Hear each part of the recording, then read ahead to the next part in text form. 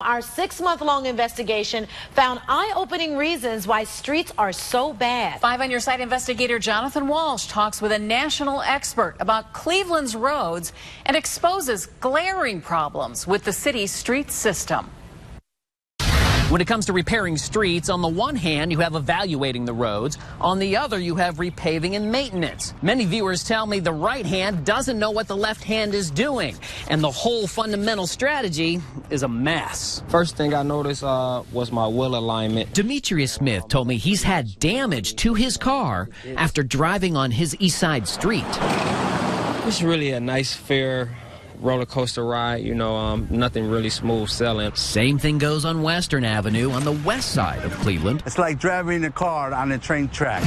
Leo Torres explained to me it's been like this since he moved there in 1999. Every year actually gets worse. Every year the bumps get bigger. If these guys don't qualify, who is getting the new roads? Well, I'm going to show you in just a moment. But first, let's take you all the way back to 2007 when the streets were so bad the city of Cleveland actually spent $470,000 to understand the condition of every road. Completed in 2009, the massive evaluation produced this list that rated 16,000 Cleveland streets from 1 to 100. The city talks about those streets with A through F grades. One problem? That list is still being used today as a baseline. Is that an effective strategy? Generally speaking, you need to measure your pavement conditions or your bridge conditions every few years. Here I am, 9 years after the grading started, talking to the founder of Michigan State University's National Center for Pavement Preservation. There's an awful lot of roads that are in poor condition now. I showed Larry Galehouse Cleveland's DNF streets. Now, he travels the country helping states, counties, and cities with their roads. And even after all of the bad streets he's seen nationwide, this is what he said about the worst streets in Cleveland. Yeah, looking at this, it's pretty serious. It's serious for your taxpayer money and safety. But also, we went out to these streets and found there's no consistency to the street ratings. Just take Zimmer Avenue, for example. It's a brick road, and it has a 100 rating. People who live there say, not 100, I wouldn't give it a grade of that. We found the same misstep for Arden around West 116th, rated 100. I would give that like maybe 50. My producer and I dug through incredible amounts of data related to the 2009 study. How many streets are A-rated roads like those two streets? Only 10% in the whole city. But a little more than 5,100 roads fall into the DNF categories. That is a high percentage. It's almost 33%. So how did we get here? Galehouse told me the single toughest challenge across the country is the old school government strategy of build a road and then build it again later. We cannot afford to continue to build and use the worst first philosophy. Everything we do is based on worst first. That is Cleveland's chief operating officer, Darnell Brown. The worst first theme was repeated several times during my interview with him. Worst streets get first priority. As we continue to go through this program, it will be evident that the worst streets are getting done. What is evident is that city leaders are not very good at their own flawed mission. How do I know? Well, I added it up. Of the segments of roads that were repaved between 2009 when that list came out in 2015, 518 roads had an A, B, or C rating. Compare that to the D's and F's, 487. They did their mission so poorly that they kind of got it right in a backwards sort of way. They did the better roads more so than the worst roads. The goal at the end of the day is to do all of the worst. According to the city's plans, East 149th Street was one of the worst. Now it's pretty smooth. But who lives on that street? In 2009, when this study was finally released, this street had a D rating. There were 1,000 other streets with an F rating. So why did this street get done, your street? Meet Councilman Zach Reed. The only thing I can tell you, at that particular time, we weren't doing rating systems. Other streets were done well before my street was done. But my street just happened to be part of 100. I can't say to the people of 149 because I live on the street, we're going to skip over your street. We haven't skipped over any street. We didn't do it in a willy-nilly, let's do Zach Reed's street.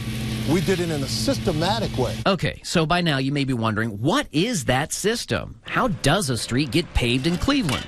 We got this email from the mayor's office. The strategy is, quote, objectively subjective. Think about it. Objectively subjective. Have you heard that term before? I have not. Okay. I've not heard Because that it term. seemed that sounds confusing to me. Brown wasn't aware of that, objectively subjective, so we pieced it together the best that we could. It's a system where the 2009 study produces a list of the streets that should be done. Then the city evaluates roads and comes up with its own list of worst streets in each ward. Then each council member comes up with his or her own list. Remember Leo? Here's his council rep, Donna Brady. I turn in my own lists, which are totally different from the lists that I'm given because the lists I'm given don't make any sense. So, what actually gets done? Well, here's Councilman Jeff Johnson driving on his street. It was repaved in 2011, despite segments of it having B and C ratings. Councilman TJ Dow's listed street was also repaved in 2011, a street that had a D rating, but remember, there are more than 1,000 other F streets on the 2009 list. Leo can only wish his street was repaved. I mean, I want to stay here, but I mean, I like to live in the city where you can actually drive in the streets. Meanwhile, Councilman Kevin Conwell's street was redone. Here he is driving on it. Our research shows between 2009 and 2015, only 1 in 16 streets has been resurfaced. With so many streets bad, though, Councilman, you're one of the lucky ones. Oh, I'm blessed. I advocated. No, Here. your street was repaved back in 2011. Right, my street was repaved. The residents got out there and they pushed for my street. I just live in a ward, so that's okay if my street was repaved. It's not okay with Demetrius. You see, he told me he lives on East 112th, which is connected to Ashbury Avenue, which is Councilman Conwell's recently paved street. When their street got done, our street should have got done. Councilman Conwell pointed to the millions of dollars in street repairs he's addressed for his ward. We're doing worse. We're ranking worse. At the time when his street was redone, it had 8 segments that were given C grades. What happened to worst first? So when do you evaluate your street and say, look, this has a bunch of C ratings. We might not need to do Ashbury. We need to do another street. Well, you know what? We took a look at that, and then I went to, I walked the street like we're walking the streets right now, and you do an analysis. The most recent analysis is the city upping its local resurfacing budget from $4.4 million to now $10 million. Councilman Conwell noted a project for this year. And we get ready to spend $4.2 million to do East 105th Street. So, investing more money in a system that appears to be flawed. Take, for example, the East 75th segment between Sherman Avenue and Quincy, part of the same project Councilman Conwell was just talking about. It's rated a C. No homes around it, just boarded up buildings. Sherman is right next to it. It has a D rating, but East 75th gets the attention. How does something like that get on a repaving list?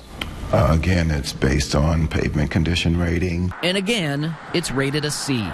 Brown did tell me the city's working hard on its preservation program for crack sealing and adding rejuvenators on newer streets. It's a process Gale House explained needs to be done much more often. Because if they don't address their better roads today, they're going to have even more than 33% in the D and F category. We found one of those better roads that the city has taken care of, the Mayor's Street. That's right. Even with thousands of remaining D and F streets, Frank Jackson got a newly paved road in 2012. And get this, at the end of his street, more new roads. I asked for an interview, never got one. I was told the Mayor's Street was done according to the city's systematic approach. The old business model is really outdated. Would you like them to pay attention to your street? Oh, yes, most definitely. Oh, yes, I would. Yes, help, please. And get this, the city of Cleveland just spent $600,000 on a new study to grade our roads. That master list should be out in September. But will it be another cycle of Cleveland viewers asking me, what did we get for our money? And is it, here we go again? I'm investigator Jonathan Walsh, News Channel 5. We have that 2009 complete list of 16,000 graded streets on our Newsnet 5 app. I know you want to see it. It's an interactive display that will let you check out what grade your street has. Then we want you to tell us what you think, and we'll follow up. It's a job that he was selected to do, to make sure Cleveland streets are paved and passable. But in response to our investigation into the city's streets and their quality, the chairman of the committee that is supposed to check over street conditions acknowledges that at times he hasn't. The comment comes after our 5 on Your Side investigators found some council members and the mayor had freshly paved roads when so many others are in terrible shape. And 5 on Your Side investigator Jonathan Walsh joins us now live. And Jonathan, you talked with Councilman Ken Johnson about his role as chairman of this committee. Yeah, and I asked him questions like, how did we get to this point with so many bad roads? What about that 2009 study that got way down into the streets and graded the condition of them? And what about streets of some of our city officials? Does it make sense to have 4 or 5 city leaders with their streets done while you have thousands of others in DNFs? Let me explain how that actually happens. Chairman Ken Johnson told me some councilmen had money stored up for streets before a recent rule said they have to spend their street budgets in the same year. He said they had to spend the money, and that's why their streets were done. But they're choosing to spend it on their streets rather than some of their constituents' streets. Well, that I don't know. I mean, I have no idea because I don't keep up with that. Is that something as the chairman maybe you should keep up with?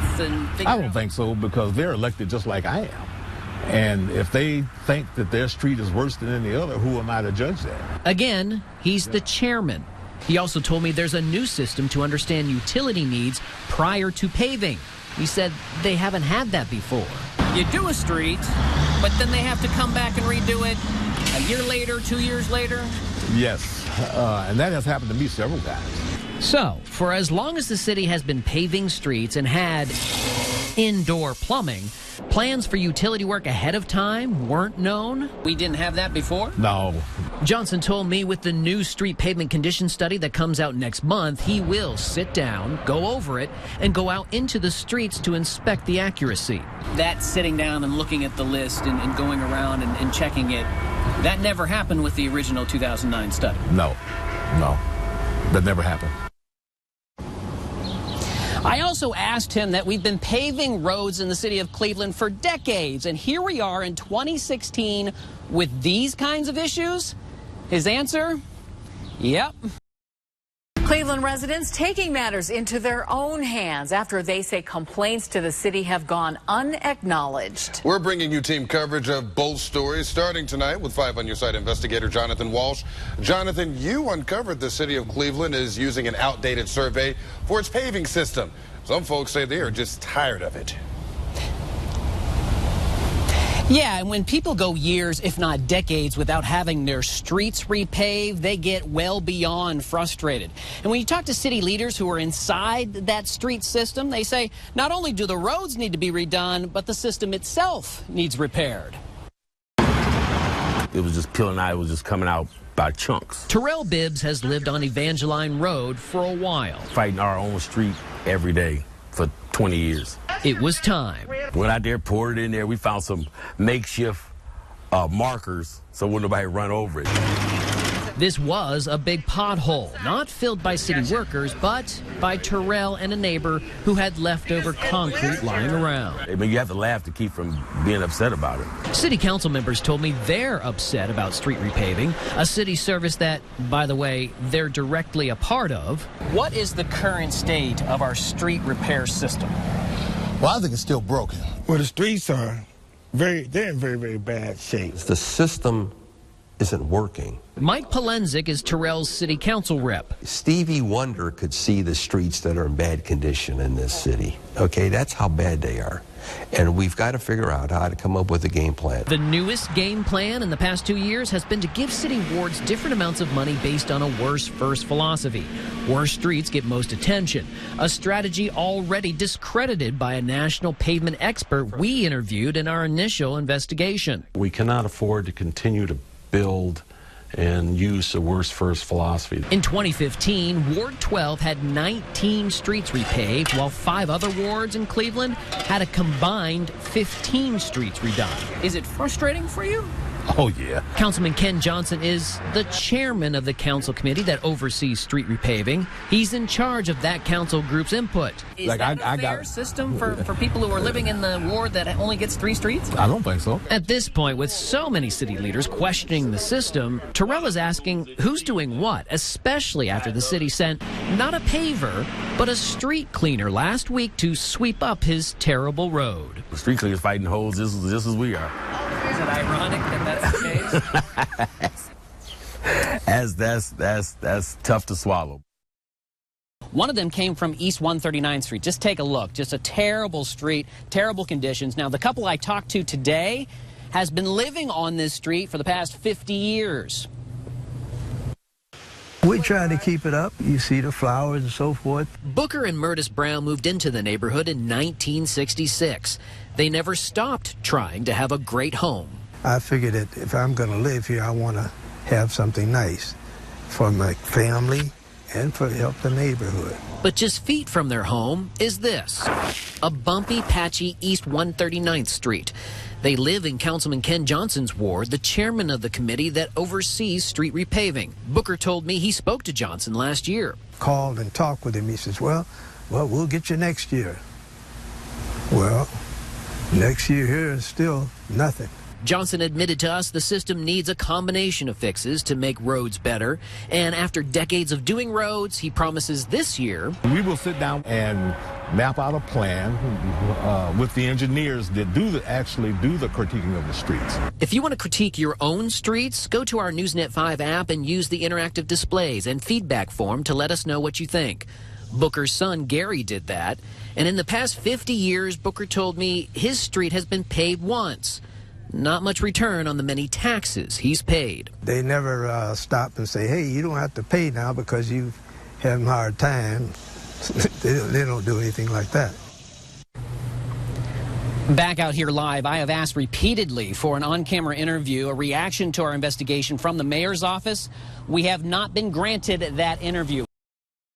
We begin tonight at 11 with an exclusive News 5 investigation. Our On Your Side investigators uncovered errors in a crucial report evaluating Cleveland roads, a report that cost the city $600,000 as part of our year-long investigation into fundamental problems with maintaining and repairing city streets. Investigator Jonathan Walsh learned why the report is still being worked on. It's a report that should have been in our hands months ago. But it's not. In fact, we were denied so many times I had to confront the mayor. And believe it or not, the problems all boiled down to a mistake on some tablets.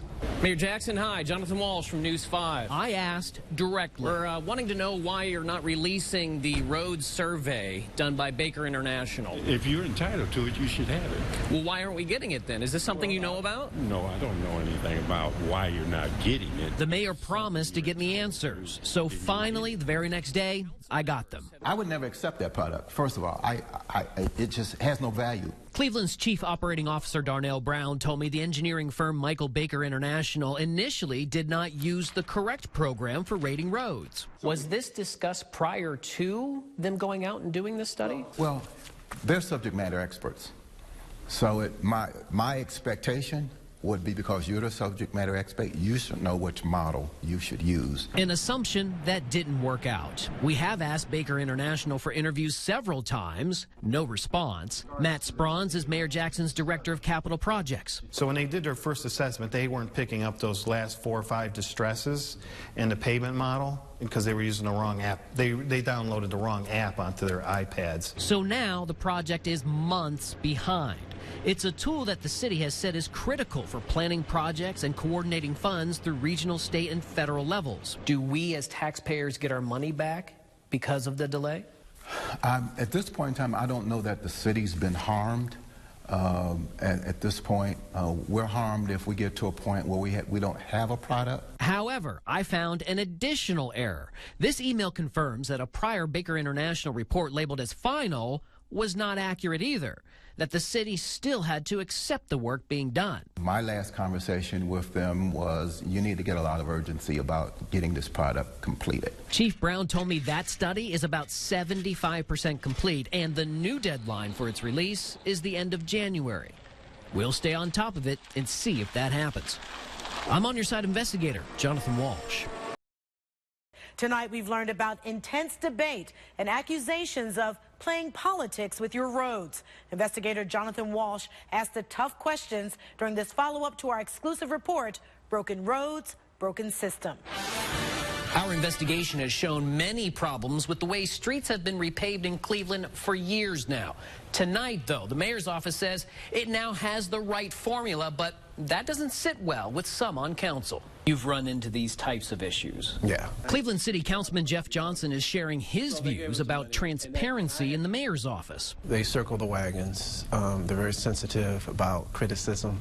Johnson is critical about the road repaving system and blames some of it on lack of money, but The other is management and the inability of the streets department to really get their arms around the major problems. Johnson is upset with how money is now distributed for road repairs. Wards used to get equal amounts, but now the city gives unequal dollars based on what it believes are the worst streets throughout the entire city. I'm not shy about saying that I believe politics plays into it too. The distribution of the money.